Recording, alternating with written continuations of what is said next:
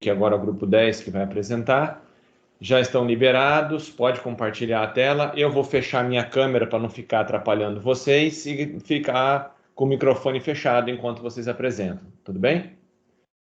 Aí, boa sorte, boa apresentação. E, por favor, preste atenção, pessoal. Boa noite. Obrigado. Estão me escutando? Tá baixinho, mas estou escutando. Se der para aumentar um pouquinho o volume, mais próximo do microfone, ficaria melhor ainda, se der. Eu vou colocar um fone de ouvido aqui para melhorar.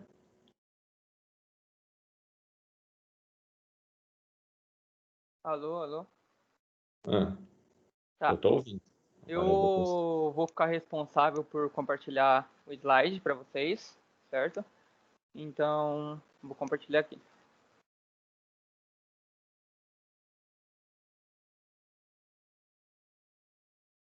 Estão vendo minha tela já?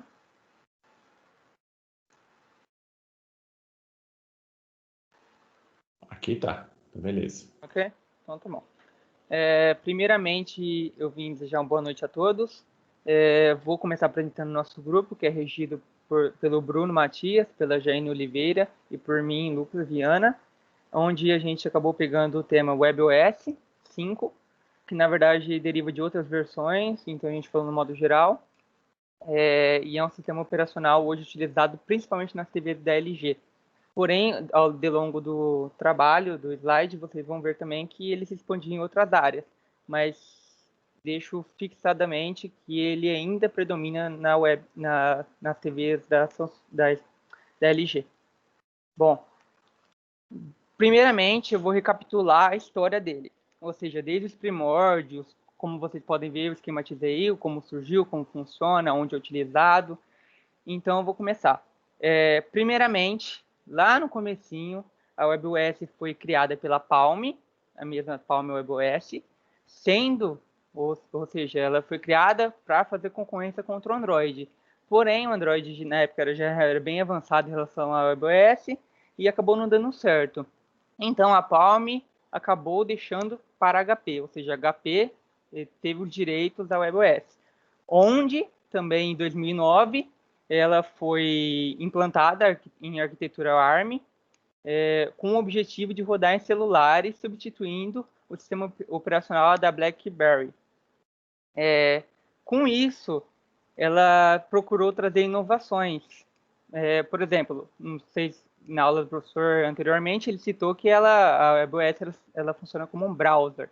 Então, isso era uma inovação. Até então, ela seria um sistema leve que acessaria as coisas muito mais rápido. Porém, dependeria da internet. Onde, que vocês vão ver logo logo, que acabou sendo o erro. Porque, na época, a internet não era tão avançada como é hoje. Era limitada. Então, ela acabou não dando aquele objetivo, não dando o resultado esperado do objetivo. Então, em 2013, quase uma década atrás, a LG acabou comprando o sistema operacional. Reconstituiu ele, dando origem à tão famosa WebOS que conhecemos hoje, sendo uma das melhores, se não a melhor, sistema de TV, de Smart TVs. Então, vou explicar para vocês rapidamente como um esquematizamento, mais ou menos como funciona aqui. Por que a LG quis ter o direito da WebOS? Porque até então as TVs eram limitadas. Por exemplo, a TV não é que nem um computador. Ela não tem tanto RAM, não tem um processamento maior. Então, a LG viu essa oportunidade, viu o WebOS, viu que depende de um browser, como se ela roda externamente. Então, ela falou assim, putz, vou pegar esse sistema para rodar na minha TV. Porque vai facilitar a velocidade, vai facilitar a interface, que eu vou falar posteriormente. Então, eles decidiram optar pela WebOS. E atualmente esse código é aberto, ou seja, no próprio site da LG tem a parte de desenvolvimento, onde você pode ter o código através dos kits que você tem que montar, pré-moldar e etc. esse sistema, para sempre mais, cada vez mais, ter alguma inovação ou algo do tipo. Bom, aqui na introdução fizemos, na verdade, um mapa conceitual, onde eu coloquei um ciclo, tipo, o que é o desenvolvedor, o núcleo, o funcionamento, o código, que é facilitar a passagem da mensagem que eu vou falar para vocês. Então, a WebOS, ela obtém uma interface gráfica, como disse anteriormente, ela é da LG hoje, utiliza principalmente nas Smart TVs, e ela tem um núcleo monolítico, que é derivado do Linux. O que seria esse núcleo monolítico? É um núcleo onde ele acessa irrestritamente os dados do sistema, ou seja, ele não tem que ter obtendo permissões para acessar tal coisa, outra coisa. Ele vai pegando softwares hardware dos computadores e acessando eles sem ter uma restrição. Ou seja, por um lado, isso faz o sistema ficar um pouco mais rápido, o sistema operacional ficar um pouco mais rápido, mas também pode ter sérios riscos de erros, já que o sistema tem toda essa liberdade de ficar vasculhando os arquivos e tais do sistema. Bom, como eu já disse, ele é uma arquitetura ARM, que deriva do kernel Linux, onde o kernel Linux, principalmente, foi derivado ao considerado pai de todos os sistemas operacionais da Unix, que até então a WebOS tem a definição de Unix-like. Por que like? Porque é uma denominação que não é ainda formalizada, porque teve uns BOs envolvendo a questão da sigla comercial e etc. Mas basicamente é o código do Unix tendo uma derivação que no caso é o kernel Linux. A WebOS é um sistema multitarefa, ou seja, ela permite a várias páginas, vamos dizer assim, vários programas simultaneamente, não sobrecarregando tanto por ser rodado praticamente como um browser. Então, ela é rápida por conta disso, porém, também é dependente da conexão via internet. Como eu disse anteriormente, nos primórdios da história, que ela já foi tentada ser implantada anteriormente em celulares e acabou dando errado por causa da internet.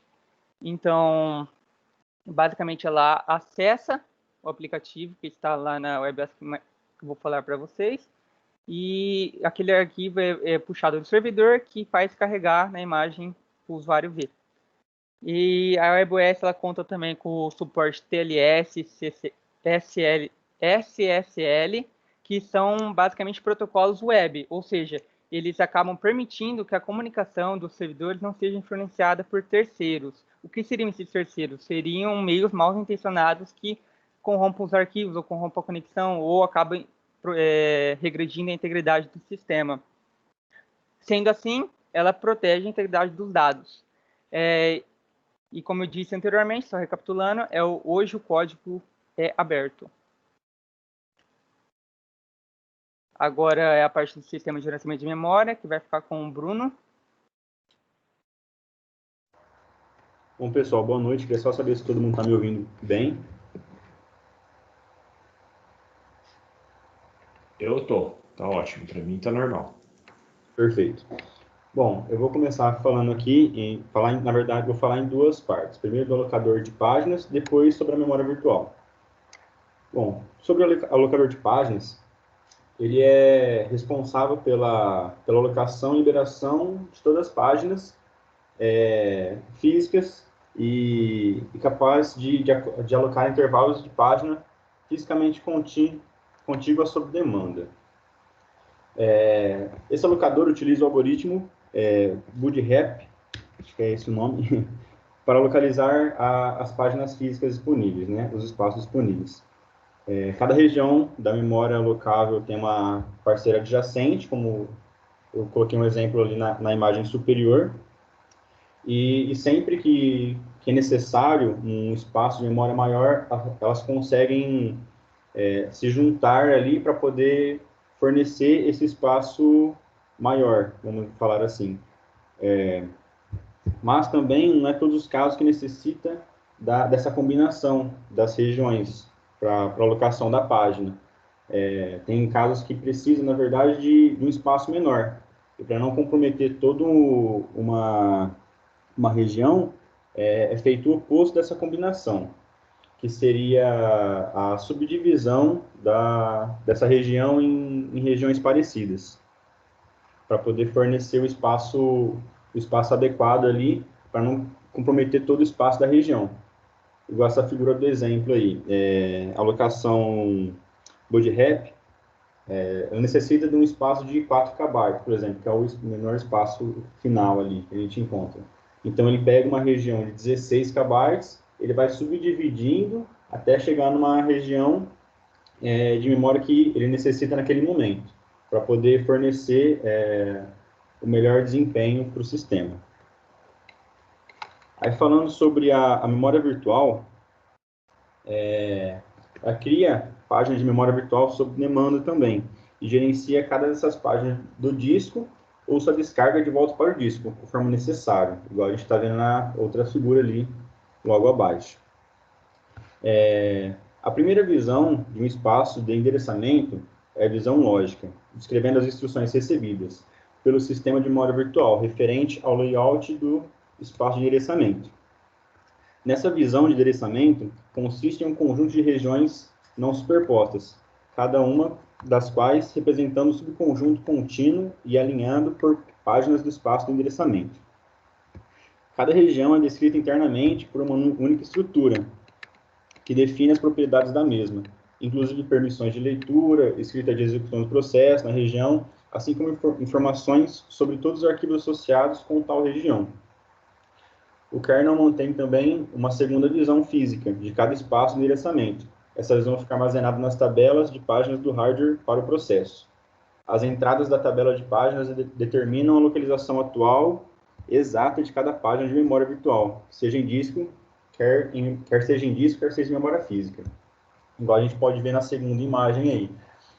E o nome que tem swap out e swap in seria a ação da troca de informações entre a memória virtual e a memória física ali. O out seria da memória virtual para física e o in seria da física para virtual. Não estou confundindo. Pode passar o slide, por favor, Lucas? Aqui sobre o escalador de processos. Bom, o escalador de processo é baseado na técnica de time sharing. Vários processos rodam concorrentemente, o que significa que o tempo de CPU é dividido em pedaços, um para cada processo. Um único processador pode executar um único processo por vez, certo? E o processo atual, se o processo atual não termina, quando o seu tempo delimitado termina, outro processo pode tomar o seu lugar. O time sharing conta com interrupções de timer e é transparente aos processos, tentando fazer isso da maneira mais fluida possível. A política de escalonamento também é baseada na classificação dos processos de acordo com suas prioridades. Cada processo é associado com um valor que mostra qual processo é mais apto para executar. A prioridade dos processos é dinâmica. O escalador rastreia o que os processos estão fazendo e ajusta suas prioridades periodicamente, como se fosse algo aberto em segundo plano, assim, nesse sentido. Com isso, os processos que foram negados no uso do seu processador, num longo intervalo de tempo, tem sua prioridade dinamicamente incrementada para poder realizar esse processo logo. Para caso você chegar a abrir, necessitar desse processo, ele já está pronto para você estar utilizando. Da maneira correspondente, processos executando por um longo período de tempo são penalizados pela redução nas prioridades. Certo? Aqui tem o exemplo em relação às prioridades, como eu acabei de falar para vocês. Pode passar, Lucas. Tratamento da entrada e saída de dados. Um dos principais encargos do sistema é fazer o controle dos dispositivos de entrada e saída. Ou seja, enviar comandos a dispositivos, interrupções, erros que podem estar acontecendo, esse tipo de coisa. O sistema de entrada e saída desse sistema, né, fornece uma visão semelhante a de sistemas baseados em cima do Unix mesmo, onde os drivers de dispositivo são apresentados para o sistema e para o usuário como se fossem arquivos normais, a fim de abstrair o resto do sistema, o usuário de de particularidades do hardware. Com isso, o acesso ao dispositivo ocorre da mesma maneira da abertura de um arquivo.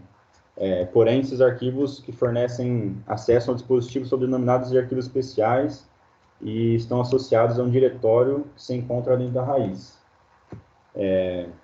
Mesmo como o Lucas falou que no sistema que ele não utiliza essa questão de permissionamento, de usuário e afins, o sistema em si tem o suporte para isso. Ele já é baseado no sistema que dá suporte para esse tipo de coisa. Com isso, esses arquivos especiais, vamos dizer assim, são arquivos com referências ao driver do dispositivo. Assim, quando necessário, consegue fazer a definição de permissionamento a partir de dados desses arquivos mesmo, como se fosse um arquivo comum. Os drivers de dispositivos são conectados ao núcleo kernel através de modos carregáveis, que podem ser ligados ao núcleo quando estiver em atividade. Logo, ao se acrescentar ou remover dispositivos, o correspondente driver vai ser ativado ou desativado respectivamente junto ao kernel. Isso vai evitar a ação do manual do usuário para ativar ou desativar um desses drivers, por exemplo. Pode passar, Lucas. Aqui sobre o sistema de arquivos. O sistema de arquivos é o que realiza o mecanismo de armazenamento e acesso aos dados e programas que pertencem tanto ao sistema operacional quanto ao usuário. Ele também controla a proteção dos arquivos, no qual é importante para sistemas multiusuários, o que não é o caso no uso desse sistema nas TVs, né? Relembrando.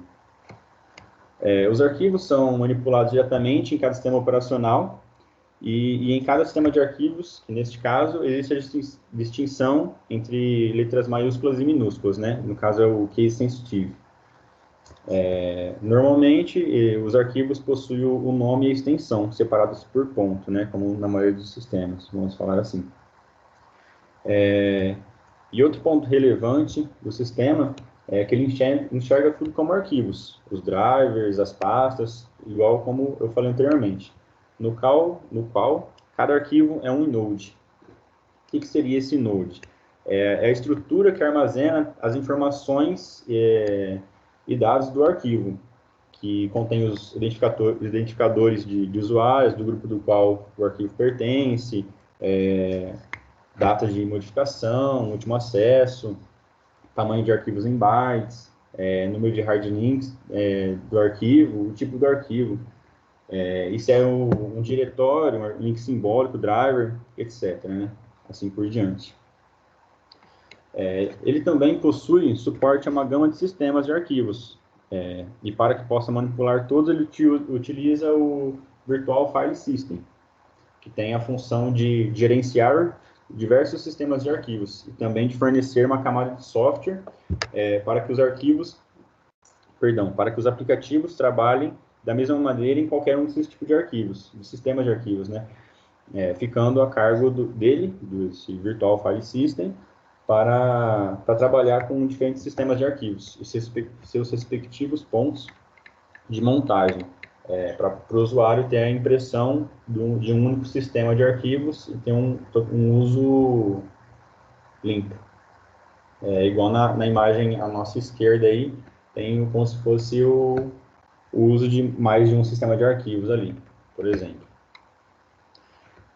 Um desses sistemas que é utilizado, que é o mais presente em sistemas com base Linux hoje, seria o ext4, que no caso na imagem ele está mostrando o 3, porque essa imagem é um pouquinho mais antiga. Mas a partir de 2008, se eu não estou enganado, ele foi atualizado para o 4, né? E atualmente ele é o sistema de arquivos aí padrão que está sendo utilizado.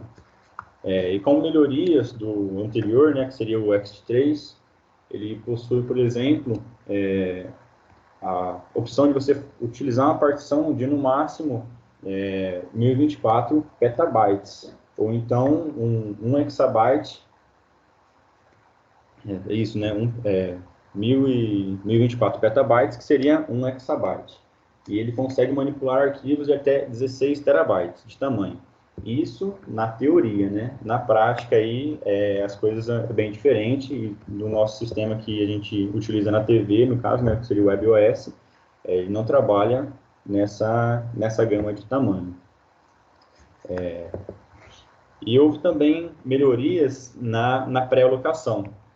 E às vezes o programa vai usar um espaço no HD, mas não na hora, então ele reserva esse espaço para ser utilizado, fazendo a pré-alocação, que seria ele guardar aquele espaço para que nenhum outro aplicativo utilize, como se fosse a reserva mesmo. Mas para essa ação, a maioria dos sistemas de arquivos enchem os inodes de zeros, ou espaços em branco, tudo para ficar reservado. E quando essa ação é utilizada várias vezes, o tempo que o sistema utiliza para fazer isso acaba gerando um delay, que não seria necessário, na verdade. E esse novo sistema de arquivos, o S4, já permite a pré-alocação de arquivos sem fazer isso, para pegar e já separar o espaço que vai ser necessário sem ter todo esse delay necessário, que era no sistema de arquivos anterior. Bom, a minha parte, até aqui o sistema de arquivos, né, o meu carregamento ficou até aqui. Bom, retornando aí à segurança do sistema, temos aí uma imagem à esquerda, onde eu vou explicar e logo a Jane vai dar início à parte de segurança. Então, como vocês podem ver aqui, pelo meu mouse, tem a Smart TV Samsung, que tem um sistema WebOS.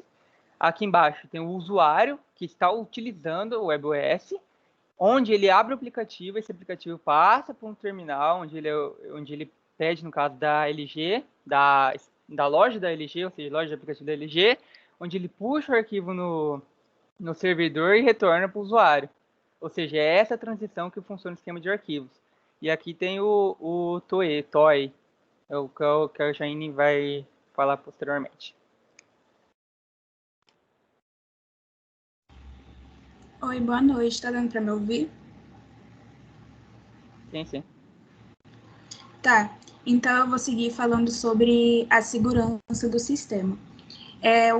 O WebOS é utilizado hoje como sistema operacional das Smart TVs da LG, assim como foi citado anteriormente, recebeu em 2017 o certificado Common Criteria, que é um certificado que avalia diversos sistemas operacionais.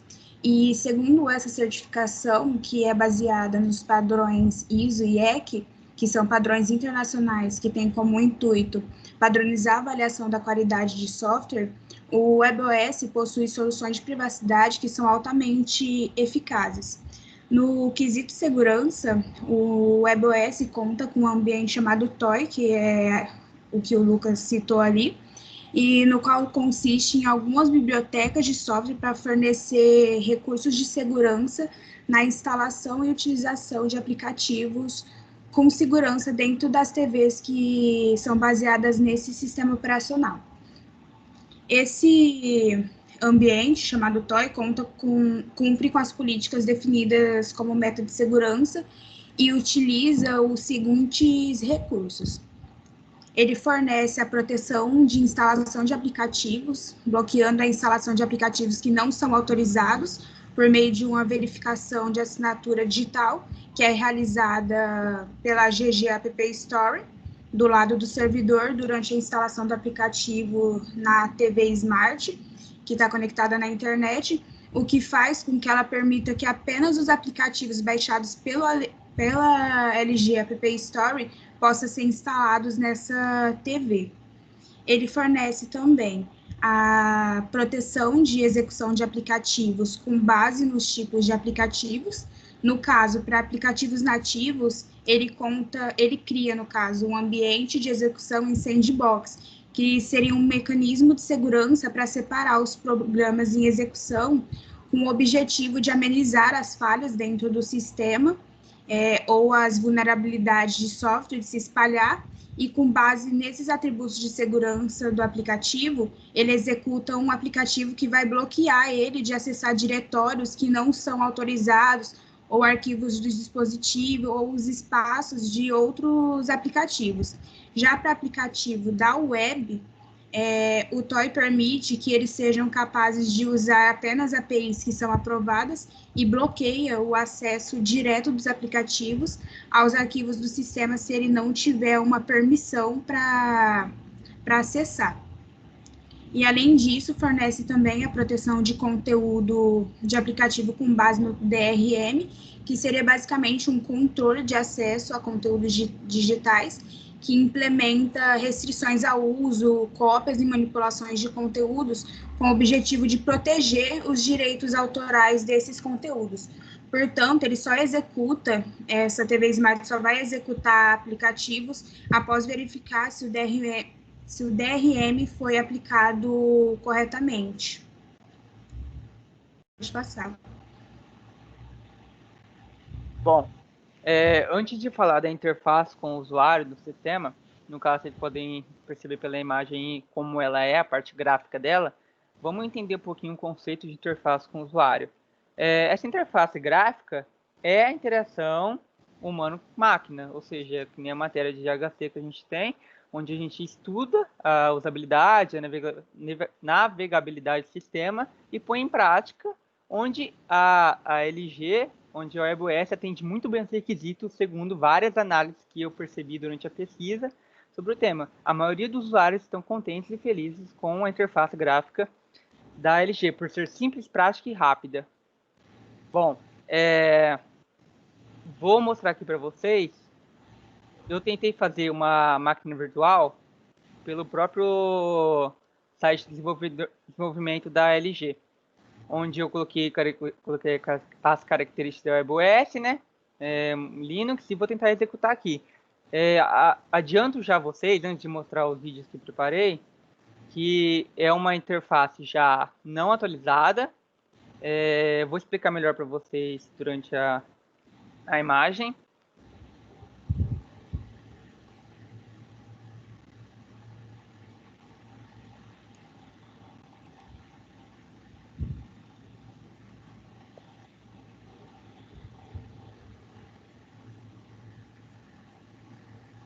Só um minuto. Depois vai carregar.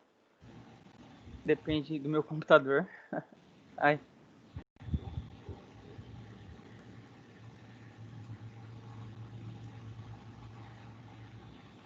Bom, aqui é a base, ou seja, eu peguei o site de desenvolvimento, não é o que está aplicado nas TVs hoje em dia, mas é uma base de onde surgiu as famosas TVs. Nesse fundo preto que vocês estão vendo aqui, seria a imagem, ou seja, o vídeo do canal da emissora que você estaria assistindo no momento.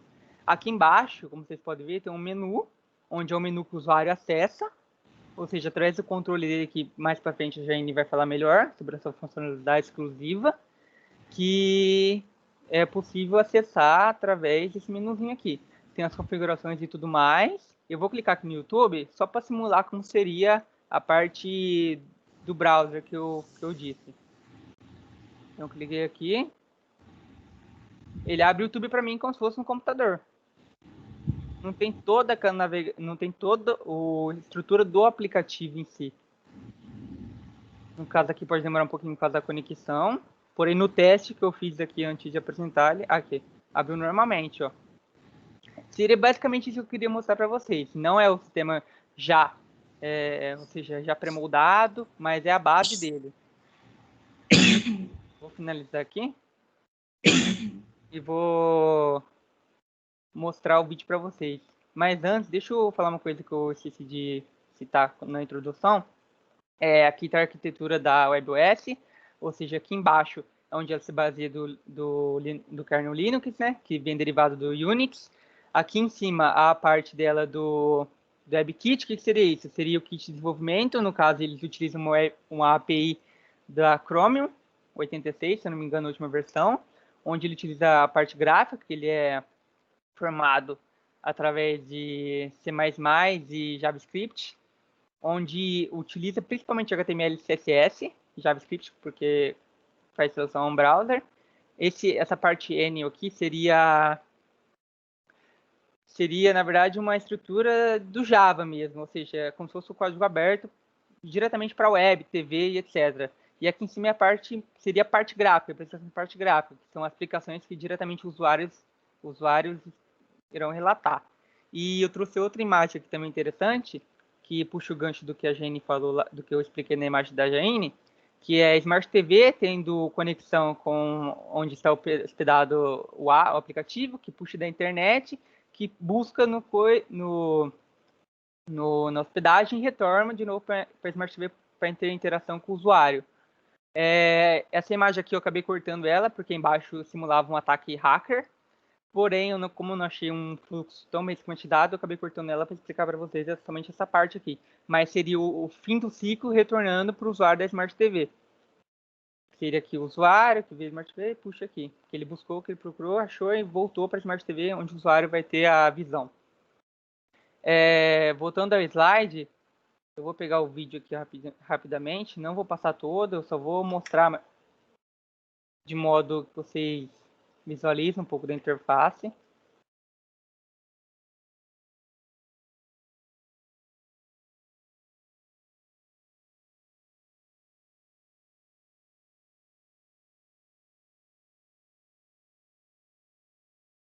Aí, ó. Esse seria o sistema, como eu falei, a imagem de fundo seria a televisão sendo exibida, o canal de televisão, ou filmes, dependendo da Netflix, e ele está navegando pelo menu aí, onde vocês podem perceber que é prático, rápido e eficaz. E como eu disse anteriormente, que a Jane vai explicar melhor sobre o controle, no caso ele está mexendo pelo controle, que é uma exclusividade do sistema.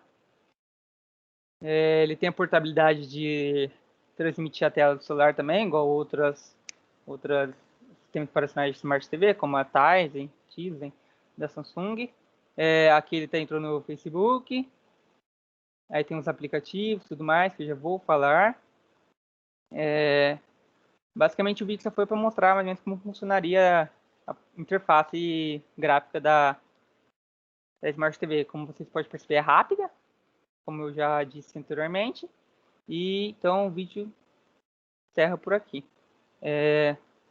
Deixa eu voltar ao slide. Bom, vou falar melhor agora sobre a parte gráfica dela, né?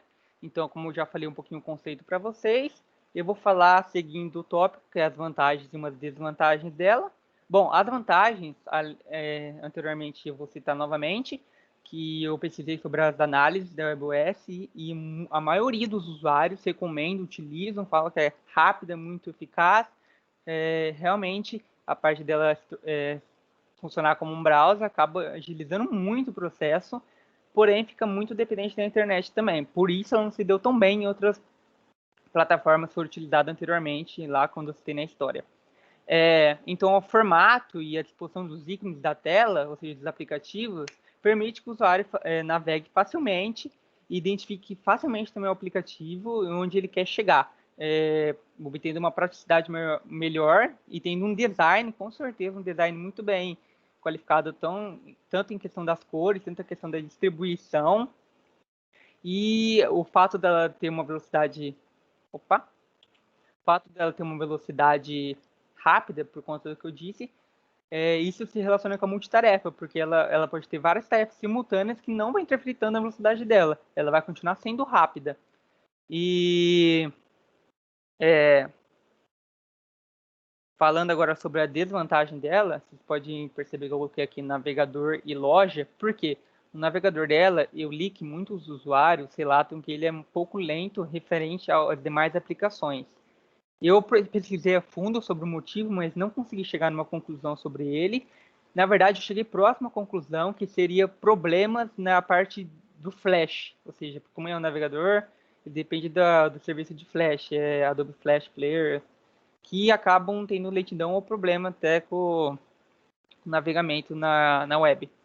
E outro ponto também que deixa a desejar é a questão da loja de aplicativos da própria da própria LG, perdão, que acaba não tendo tantas opções como a Samsung tem ou como os outros têm. acaba limitando os usuários um pouco a questão de aplicativos, mas ele obtém as maiores aplicações que hoje são utilizadas pelos usuários, como Netflix, Facebook, YouTube e etc. Agora a gente vai falar com a parte de tratamento de deadlock.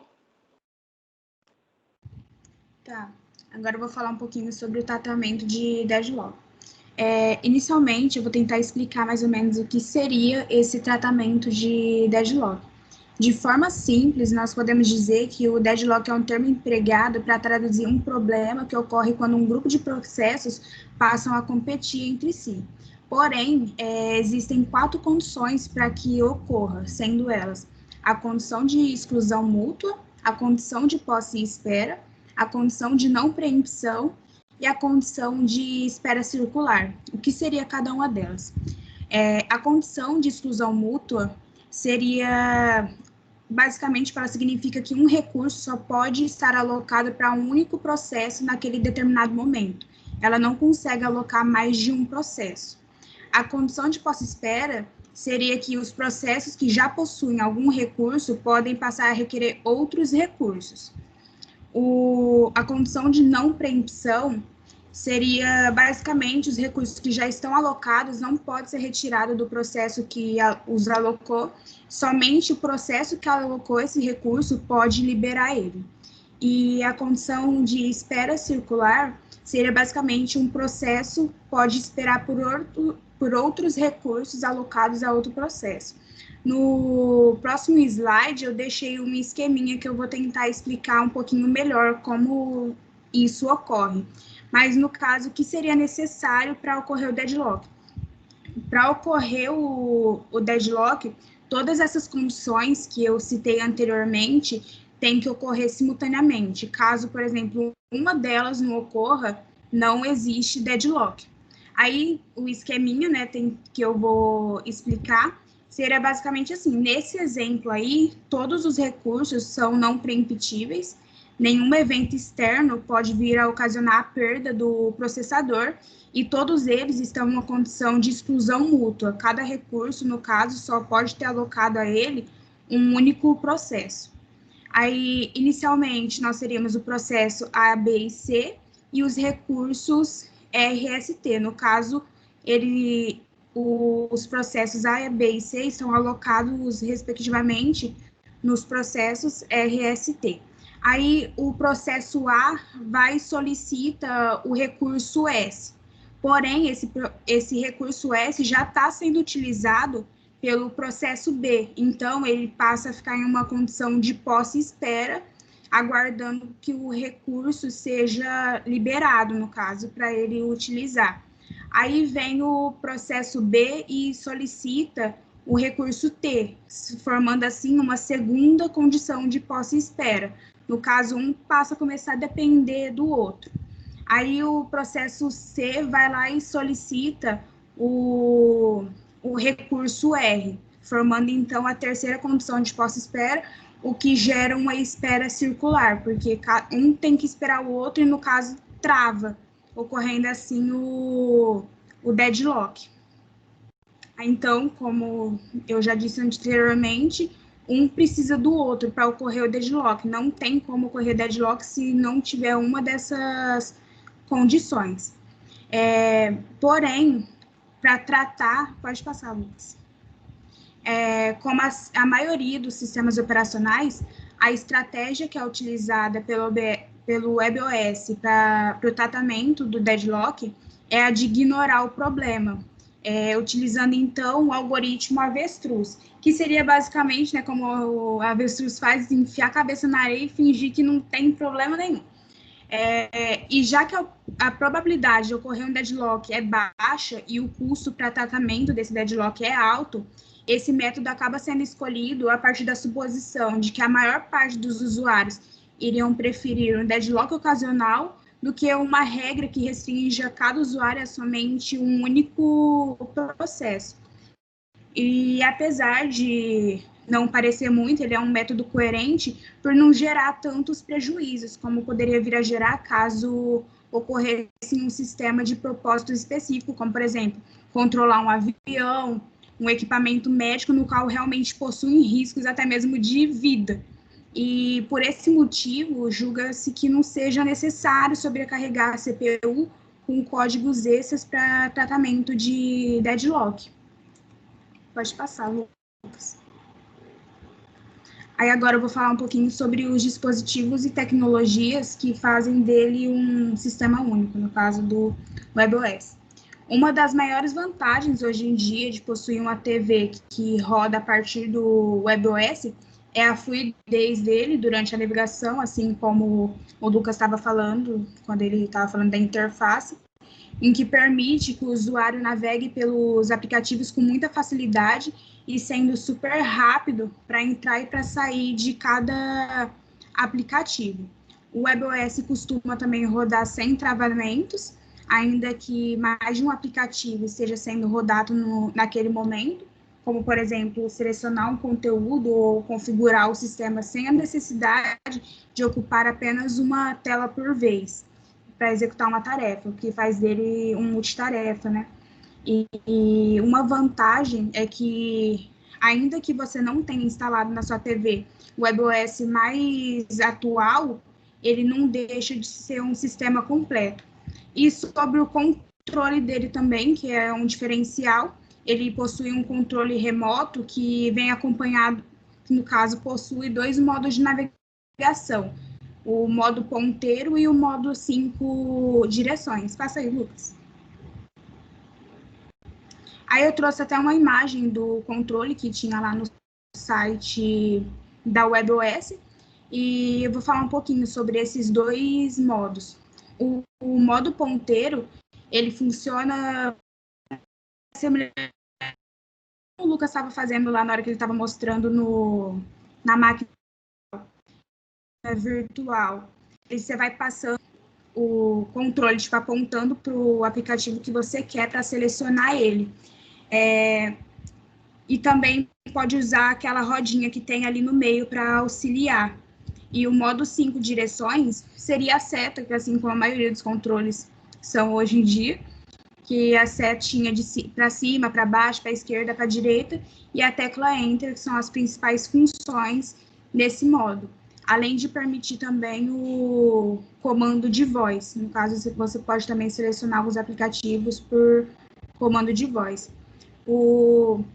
Para trocar, no caso, também de um para o outro, de um modo para o outro, basta que, caso você esteja no modo de seta, de 5 direções, é só você agitar o controle que ele muda para o modo ponteiro.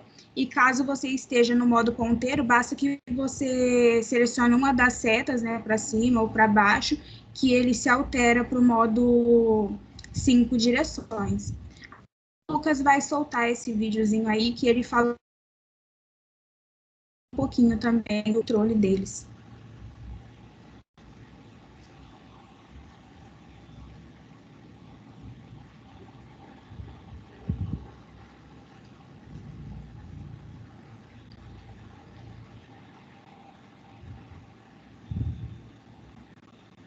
Só uma pergunta, vocês estão conseguindo escutar o som do computador também? Não. A hora que você compartilha, do lado esquerdo em cima, tem um local que você fala se vai querer ter o som do sistema ou não. Para de compartilhar. É isso ali. Isso aí, clica aí. Isso. Aí a hora que clicar de novo para compartilhar, do lado esquerdo em cima tem lá, compartilhar o som do sistema. Ah, entendi. Vocês estão vendo a imagem já, então? Agora eu tô. A imagem já tô. Tá, vou ver se vai soltar o som, beleza? Beleza. Eu tô achando que não é esse vídeo, Lucas. Tá, o som tá vindo. Tá vendo? Tá, o som tá. Eu acho que não é esse vídeo. Será que invertemos o link? Deixa eu ver se tem um outro aqui. Coloca aí, controle remoto WebOS.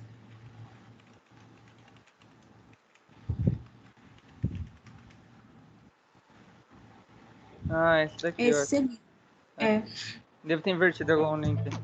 É provável. Cansaram de tantos controles que fica até difícil lembrar o que cada um faz? Que tal resolver essa situação com um toque de mágica?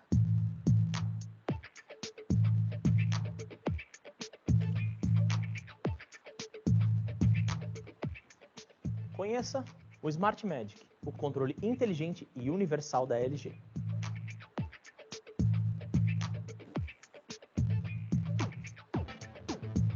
Com ele, você controla diversos aparelhos da sua sala.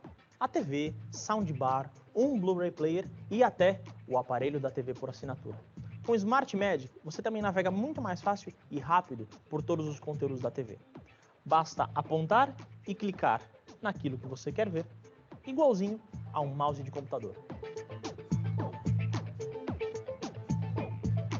Ele também deixa muito mais fácil pesquisar conteúdos.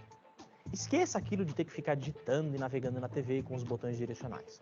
Você consegue digitar, navegar entre os resultados da busca e escolher o que deseja ver muito mais rápido do que usando um controle convencional.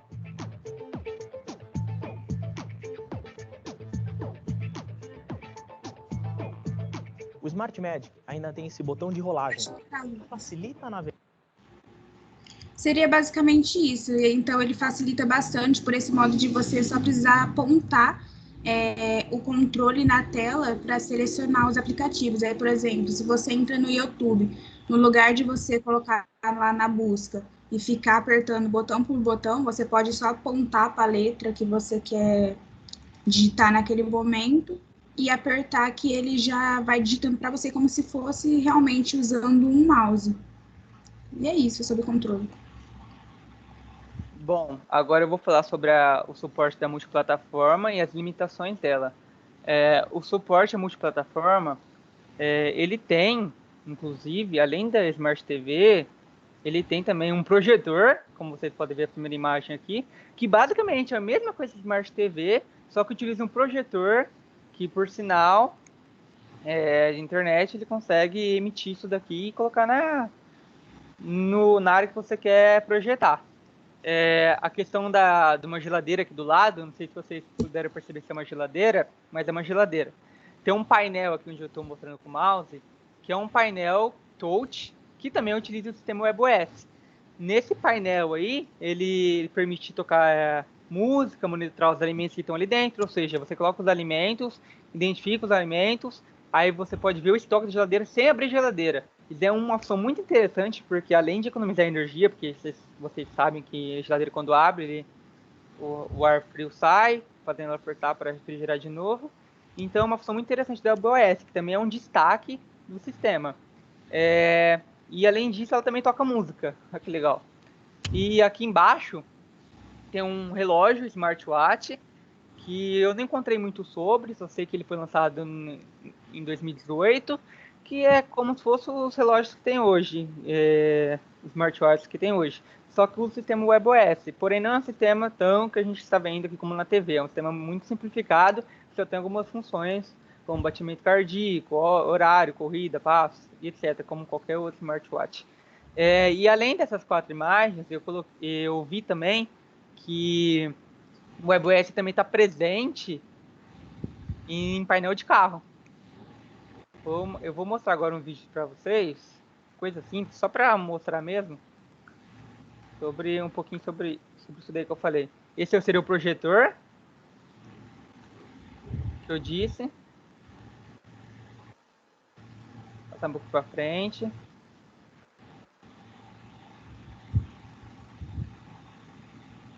Utilizo também o controlinho. É mais ou menos isso daí, o projetor. Tem as análises completas, etc. Mas eu não vou estender muito, só queria mostrar para vocês mesmo sobre como o sistema rege em outras plataformas. Vou mostrar outra aqui.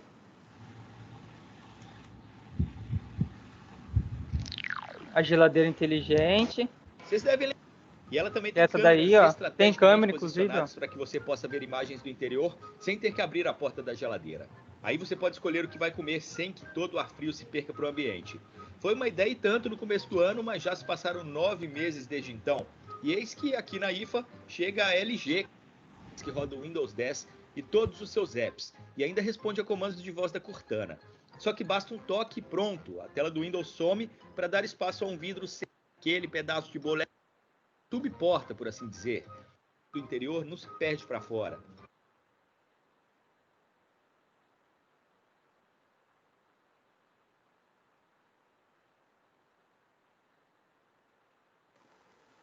Esse seria o WebOS no automóvel.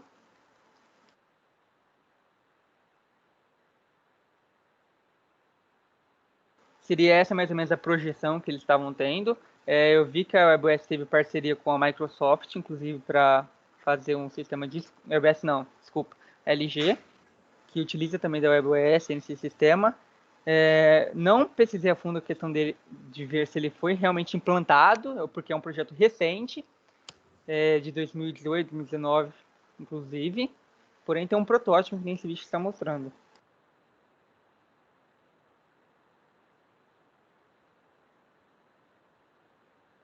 Vocês podem perceber que o painel aqui, o menu aqui, se assemelha muito ao WebOS tradicional nas Smart TVs. É basicamente a mesma coisa, só tem uma modificação ali ou outra, que é a questão, por ser um painel, não vai ter todos os recursos que uma TV tem, mas parte da ideia do sistema mesmo.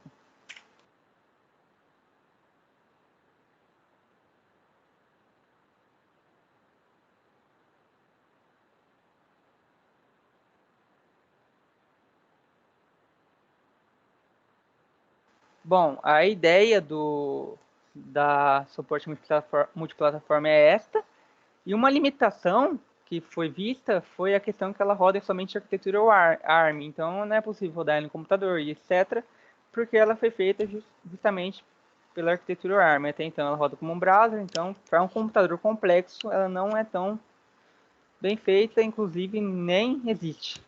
Eu fiz aquele máquina virtual através de um emulador, até então não carregou nem tão bem, e também não é da última versão, é só apenas o protótipo, só para mostrar para vocês. Nosso trabalho foi este, agradecemos a atenção de todos aí, e uma boa noite.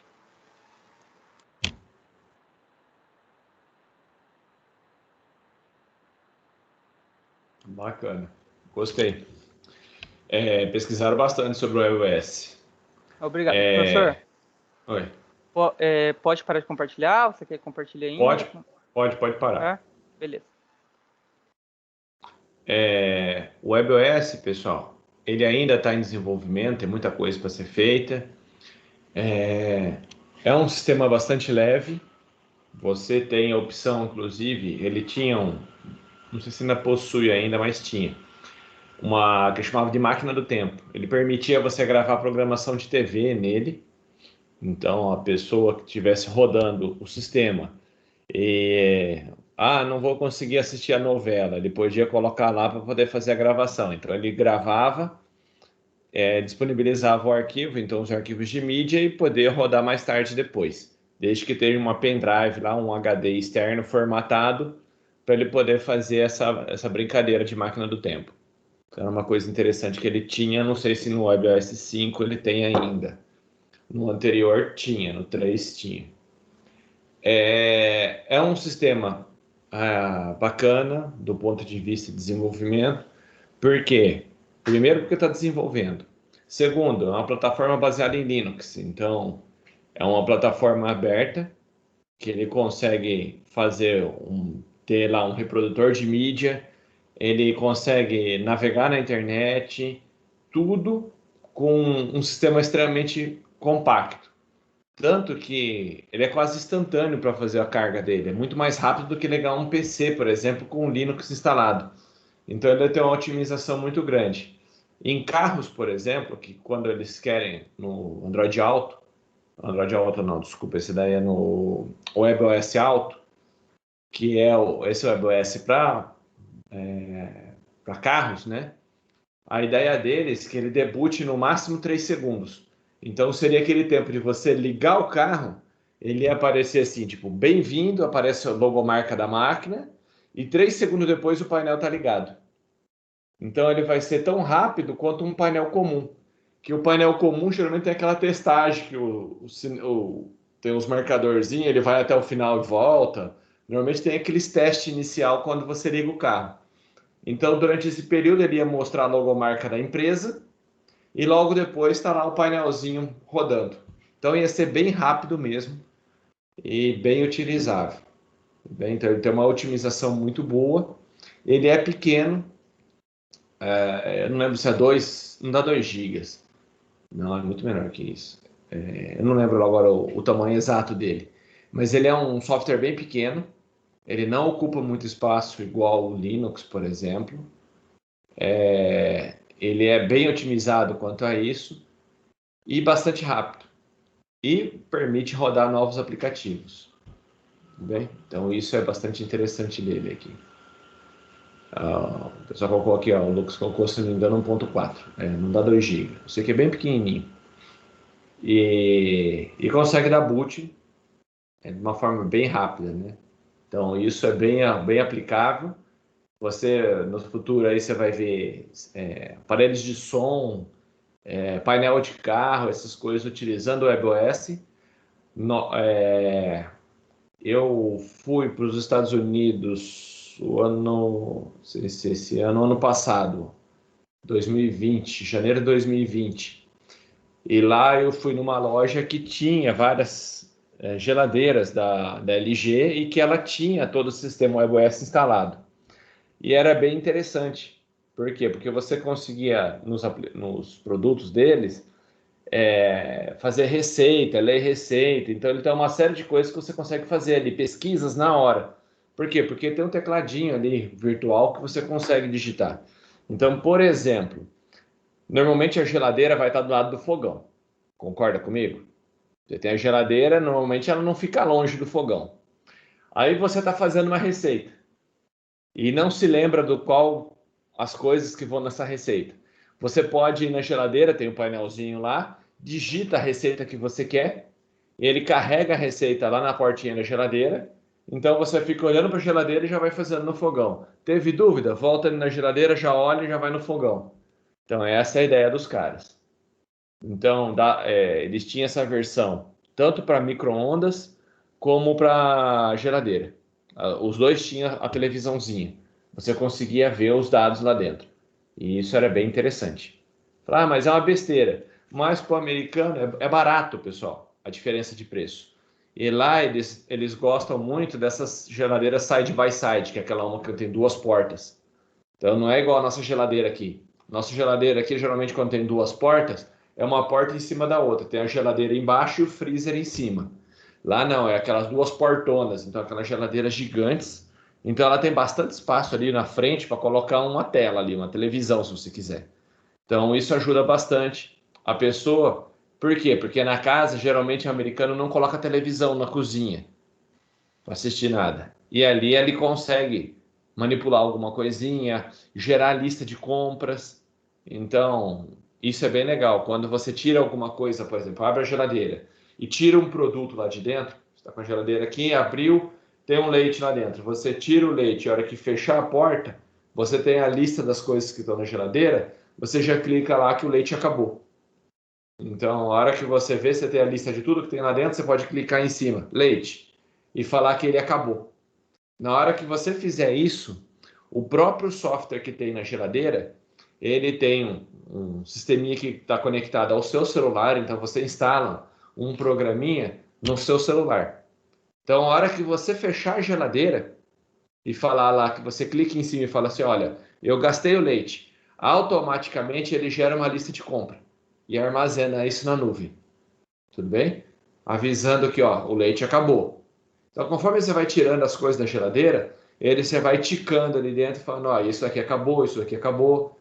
O que acontece? Quando você chega lá no supermercado, você abre o programinha deles, ele já tem a lista do que você precisa comprar. Você não precisa ficar lembrando, olha, será que acabou o leite? Nossa, não lembro se tem na geladeira tal coisa.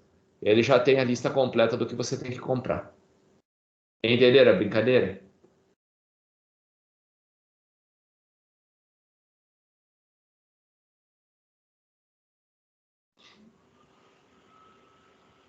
Então, eram umas coisas assim, bem interessantes que a gente está bem atrasado em relação ao que tem nos Estados Unidos, e para eles isso lá é bem normal.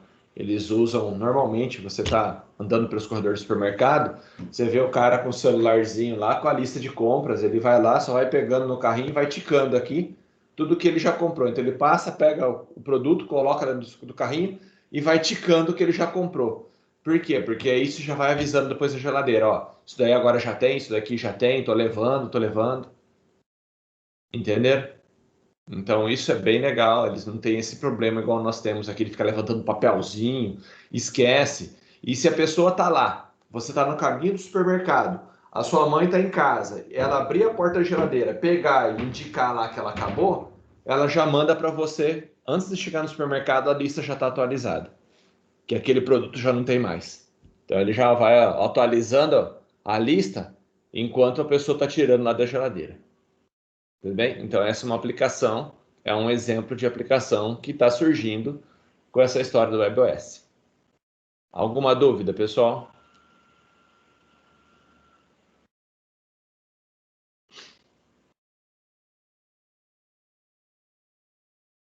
Alô? Tô sozinho aqui?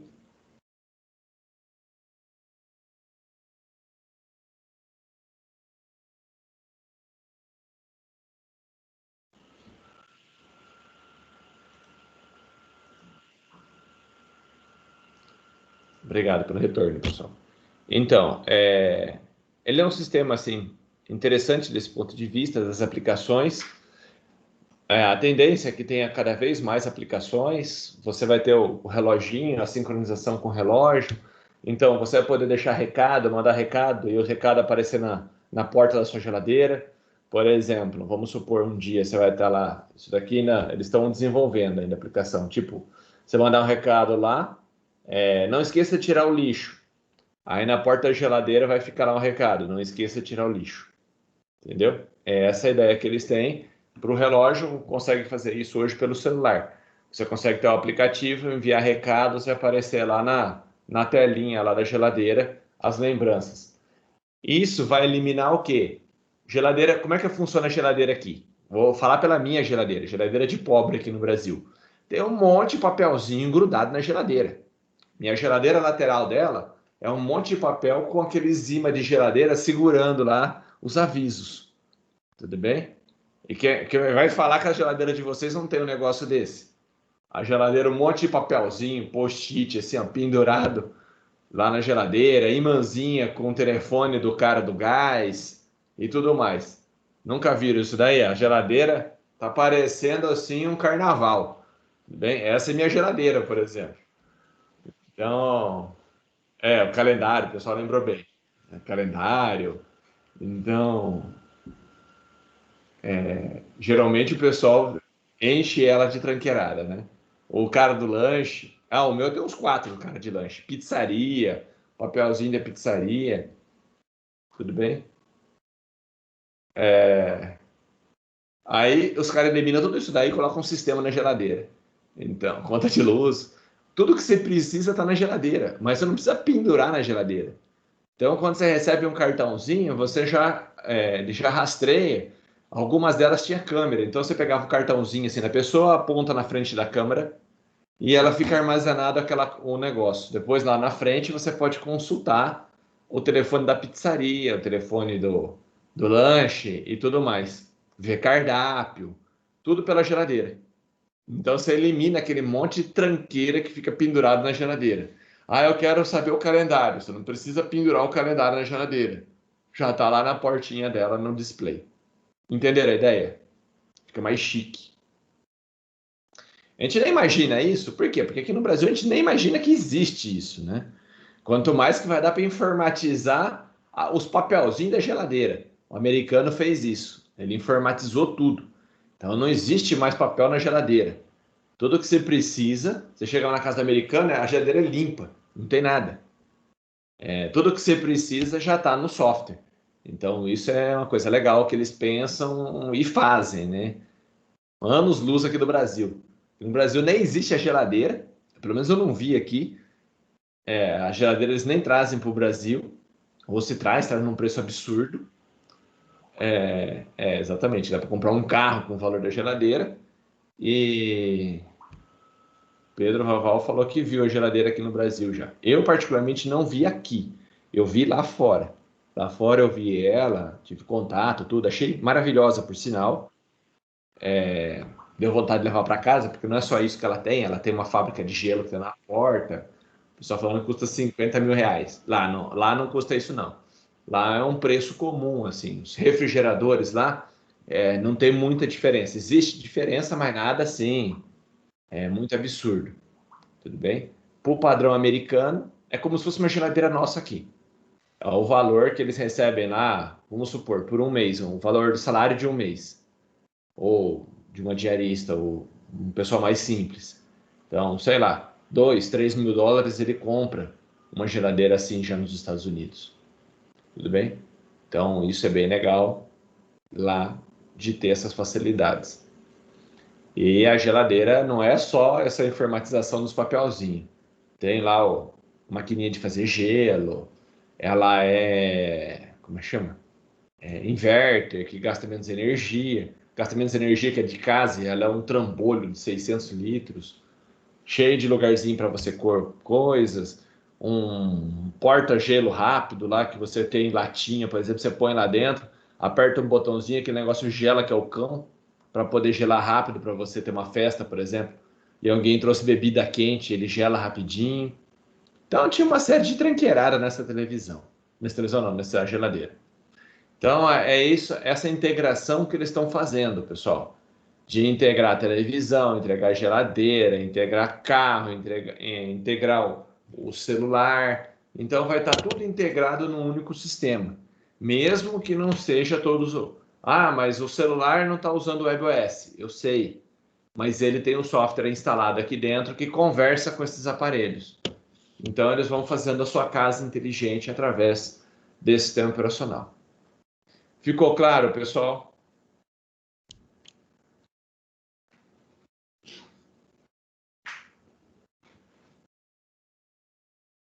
Gostaram? Pelo menos de saber que isso existe. Depois, quem quiser dar uma pesquisada sobre isso, saber mais informações, é bem legal, é até impressionante se você for ver de perto os negócios funcionando, você fala, meu, que legal. A Google, não é a Google, a Amazon, ela está lançando um assistente dela, que é o Alexa, lançou, né, na verdade, mas tem o Brasil chegando agora, né, com mais força. O Alexa também tem essa mesma filosofia de criar lista de compras, etc. Então você pode simplesmente falar para ele, Alexa, adicione a lista de compras tal coisa. Aí tá na sua casa, tá no meio da casa lá. Se você tem um dispositivo Alexa, por exemplo, né? Isso aqui não é, isso daqui é uma fita, mas vamos supor que isso aqui fosse um dispositivo Alexa. Ele fica ouvindo o que você fala. Então você está lá quietinho na sua casa, um em cada cômodo da sua casa. Aí você se lembra que tem que comprar papel higiênico, por exemplo. Você fala, Alexa, adicionar papel higiênico à lista de compra. Só isso. Já fica armazenado. Quando você vai no supermercado, você tem o softwarezinho do Alexa no seu celular, você abre a lista de compras e tem a lista também. Então é um concorrente que também usa Linux, é uma versão baseada em Linux, que está fazendo as mesmas funcionalidades da WebOS. Então, a Alexa também é um concorrente que está fazendo isso daí e está partindo para esse mesmo caminho. Ok? Bem, agora já são 8h15, não vai dar tempo do segundo grupo apresentar hoje. Então, vai ficar para amanhã. Pode ser. Quem prefere, grupo 4 ou grupo 6? Grupo 6 primeiro ou grupo 4? Pode ser o 6, 6 depois o 4?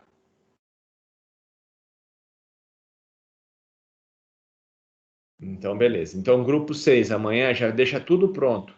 E a hora que eu chegar, a gente já abre aqui e começa a apresentação. Se der tempo, o 4 vai amanhã. Se não, na semana que vem. Beleza?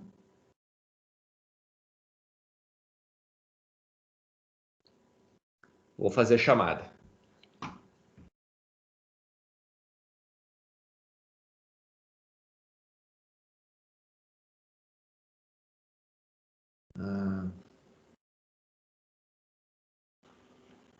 Deixa eu parar a gravação, que isso aqui não precisa.